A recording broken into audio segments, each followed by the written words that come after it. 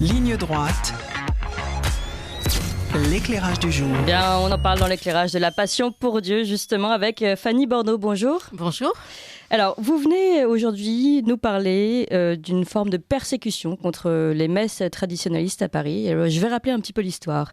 Depuis le motu proprio du pape François, la libéralité liturgique a été abrogée.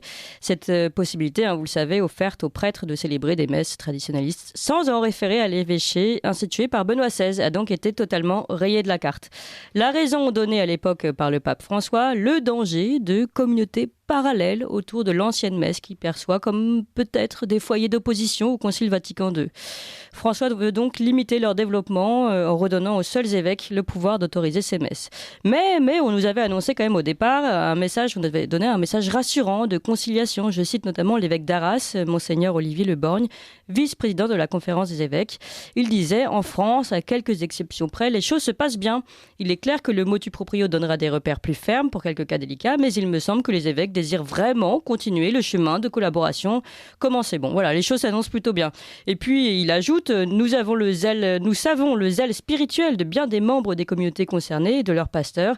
Ils sont des fidèles qui nous sont confiés. Nous voulons en prendre soin avec justice, bienveillance et charité.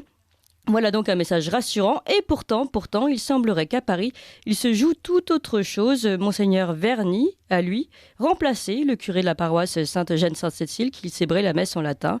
Une méthode brutale, sans dialogue, qui a beaucoup choqué les paroissiens dont vous faites partie, Fanny Bordeaux. Oui, merci de me recevoir. Écoutez, oui, c'est ça, c'est beaucoup de brutalité. On a l'impression effectivement qu'à l'archevêché de Paris, on a repris avec beaucoup de zèle la brutalité du motu proprio du pape François, parce que c'est ce qui a beaucoup surpris tous les catholiques dits traditionnalistes, c'est-à-dire qui sont attachés à la messe traditionnelle multiséculaire de l'Église. Et qui pour autant font partie de l'Église et grâce effectivement au motu proprio successif du pape Jean-Paul II et surtout de celui de Benoît XVI, Summorum Pontificum, s'étaient sentis parfaitement accueillis et membres de l'Église. Et là, il y a une forme de brutalité, de méchanceté avec une restriction énorme de la possibilité de dire les messes. Et qui va en plus à l'encontre de ce qui avait été annoncé, puisqu'il y avait malgré tout un message de rassurant, de conciliation, en disant, vous allez voir, on va pouvoir continuer de travailler avec bienveillance ensemble. Et finalement, sur le terrain, vous nous dites que non, racontez-nous un petit peu ce qui se passe concrètement à Sainte-Eugène. La bienveillance, on en parle beaucoup, mais oui. Il semble qu'on ait du mal effectivement à l'appliquer. Donc à Sainte-Eugène, effectivement, le curé a été remplacé. Soyons honnêtes, l'abbé Galfucci, le précédent, arrivait au bout des 6 ans, donc c'est quelque chose qui pouvait se passer. Nous avons un nouveau curé, l'abbé Duraudier, avec lequel ça se passe très bien. Et donc, de ce point de vue-là, effectivement, dans une des lettres que nous avons adressées à l'archevêque pour essayer de parler avec lui, nous l'avons remercié de cette nomination. Et là, sur ce plan-là, à Sainte-Eugène, nous sommes privilégiés. En revanche, il y a d'autres actes qui sont beaucoup plus violents, déjà pour Sainte-Eugène, puisque notre nouveau curé a été intronisé il y a 10 jours, et Monseigneur Verny, qui était présent pour cette intronisation, ne s'est même pas adressé aux paroissiens et aux fidèles. C'est-à-dire que ce soit à l'issue de la première messe ou à l'issue de la deuxième messe, il est resté enfermé dans la sacristie sans même aller saluer les paroissiens. Et ça a été ressenti vraiment de manière très négative, en se demandant pourquoi il ne prenait même pas le soin de venir nous parler et peut-être de nous connaître, parce que on a aussi le sentiment qu'on parle beaucoup de nous dans les diocèses, mais qu'on ne connaît pas toujours. Donc c'était aussi pour cela que nous avions adressé, au nom de l'association de soutien à la paroisse Sainte-Eugène, des courriers à Monseigneur Aupetit d'abord, 2 courriers qui étaient restés sans réponse. Donc nous espérions beaucoup de la venue de Monseigneur Verny. Alors nous voyons une petite lueur d'espoir, puisque l'association a reçu un courrier hier soir de Monseigneur Verny, nous proposant une rencontre et nous demandons si nous l'acceptions. Donc effectivement, nous allons aller le rencontrer. D'accord, donc peut-être qu'il sent que quand même, là, il va falloir aussi qu'il tende un peu la main à ces paroissiens-là, qu'il n'avait pas peut-être voulu reconnaître la première fois. Je ne sais pas pourquoi vous pensez, pourquoi il n'a pas voulu discuter avec les paroissiens la première fois. Je ne vais pas parler à sa place, donc j'aimerais l'entendre, j'aimerais entendre pourquoi Monseigneur Aupetit parle beaucoup de nous, parce qu'il y a des courriers, il prend des décisions à Paris, parce que ne parlons pas que de Saint-Eugène. Oui. Hein. À Paris, il a réduit énormément le nombre de messes. Hein. Alors, donnez-nous des exemples. Eh bien, écoutez, Alors, Saint-Eugène, Sainte-Cécile, pour que tout le monde ne connaît pas Paris, d'abord, c'est situé où? dans le 9e arrondissement, et historiquement, c'est la paroisse la plus ancienne qui a reçu l'autorisation de dire la messe traditionnelle. Donc, c'est vraiment un symbole. Voilà. Exactement, D'accord. c'est le symbole et c'est pour ça aussi que nous nous sommes réunis, nous les paroissiens, pour résister, pour dire nous sommes là, nous faisons partie de l'Église et ce qu'on nous reproche pour faire tout cela. Et donc, parlons de ceux qui souffrent beaucoup plus que nous.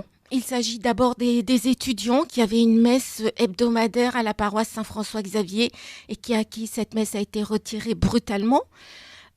Parlons aussi de la paroisse Notre-Dame du Travail. Y a-t-il des explications à chaque fois ou pas?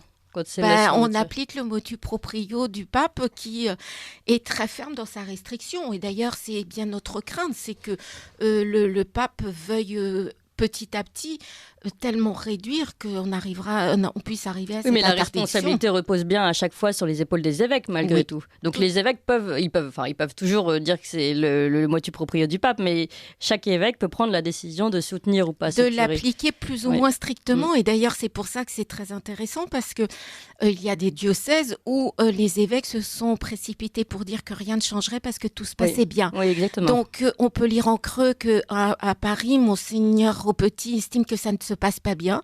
Si ça ne se passe pas bien, qu'il nous dise pourquoi. Et pourquoi il est aussi strict et pourquoi il interdit des messes. En plus, il a dit publiquement dimanche, après la célébration de la messe à la paroisse Saint-Dominique, où il a rencontré quelques paroissiens d'autres églises où justement la messe traditionnelle a été interdite. Il a dit qu'il n'avait pas réduit le nombre de messes à Paris. Et ça, on ne peut pas le laisser dire ça, puisqu'il y a Saint-François-Xavier avec la messe des étudiants, il y a Notre-Dame du Travail, avec une messe qui était dite en fin d'après-midi à 18h.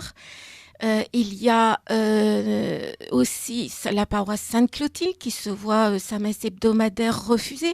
Donc il y a quand même 5 messes à Paris qui ont été interdites. Ou alors maintenant, on assiste aussi à des mesures qui sont prises comme ça au coup par coup. La messe des étudiants est transférée maintenant à Notre-Dame-du-Lys, mais c'est une église beaucoup plus petite, alors donc on a entre 200 et 300 étudiants qui se retrouvent. Pourquoi dans ce cas-là? Comment expliquer voilà, à part pour embêter les paroissiens, on ne comprend pas bien la raison. Et puis pour aussi interdire aux prêtres qui ne disent que la messe traditionnelle de la dire.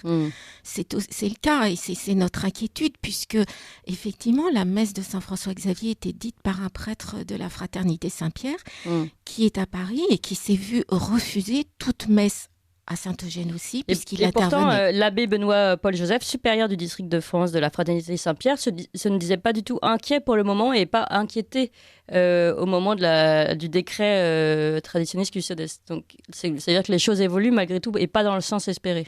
En tout cas, pour nous, non. Et d'où notre inquiétude. Et c'est pour ça que nous multiplions les chapelets, parce que dans toute façon, dans tout combat, il faut avant tout passer par la prière et demander la force de l'Esprit Saint.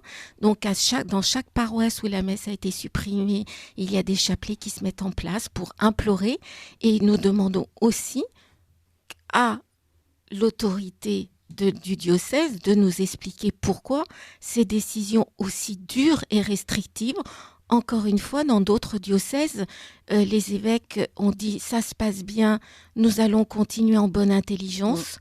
Et les catholiques traditionnalistes sont des catholiques, point, attachés effectivement au rite traditionnel, mais que l'on nous dise pourquoi on serait moins catholique que d'autres. Je rappelle les mots de l'évêque d'Arras, Monseigneur Olivier de Borgne, que j'ai cité tout à l'heure. Nous savons leur zèle spirituel des membres de ces communautés concernées, et ils sont des fidèles qui nous sont confiés. Nous voulons en prendre soin avec justice, bienveillance et charité.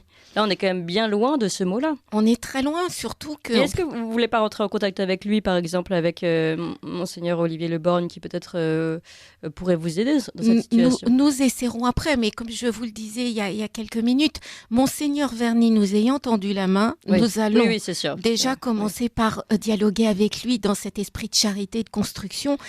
et nous verrons ce qu'il en est après. Moi, je représente plus particulièrement effectivement Saint-Eugène, mais je me mets aussi au service des autres. Il y a ces jeunes qui sont maintenant sans explication transférés dans une autre église. Il y aura bien d'autres combats à mener. Nous allons les mener de manière unie et pour le bien de tous. Donc, nous allons d'abord rencontrer Monseigneur Verny, lui dire que nous avons lu la lettre pastorale de Monseigneur au Petit qui nous appelle à la charité, à l'accueil inconditionnel de tous. Mais quel accueil et qui sont les tous, puisque nous nous sentons aujourd'hui quand même très exclus des églises, alors que les églises à Paris ne sont pas si pleines. Alors, parlons de ça, justement. Il est vrai que les messes traditionnelles sont les dernières églises pleines. D'ailleurs, même Monseigneur Olivier Le Borgne parle du zèle spirituel de ses membres. Et on a du mal à comprendre, alors que c'est eux qui incarnent le dynamisme. Il y avait une étude de la Nef, je ne sais plus si je l'ai là, qui montrait que c'était vraiment eux qui incarnaient le dynamisme de l'église aujourd'hui. Et pourtant, malgré tout cela, on voit que ce sont vers eux que les foudres tombent. Est-ce que c'est lié ? Est-ce que ce n'est pas lié ? Comment on peut expliquer cela ? Alors que justement, c'est peut-être aussi un des espoirs de l'Église. Eh bien, c'est sur ces sujets que nous aimerions vraiment beaucoup parler avec nos pasteurs que sont les évêques. On ne peut pas nier qu'il y a une baisse de la pratique, une baisse de la croyance. Il y a des communautés qui sont extrêmement dynamiques, où il y a beaucoup de jeunes, il y a énormément de ferveur, et on fait tout pour les casser. Quelle peur représentons-nous pour eux ?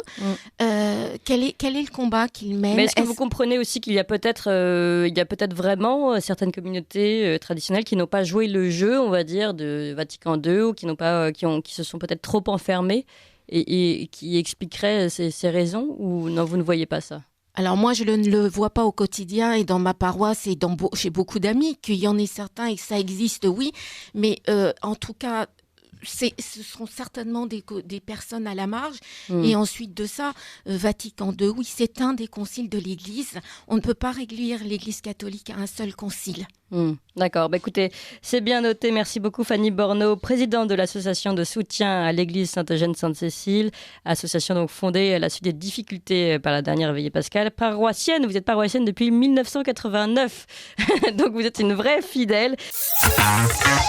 7h, 9h sur Radio Courtoisie, suivez la ligne droite.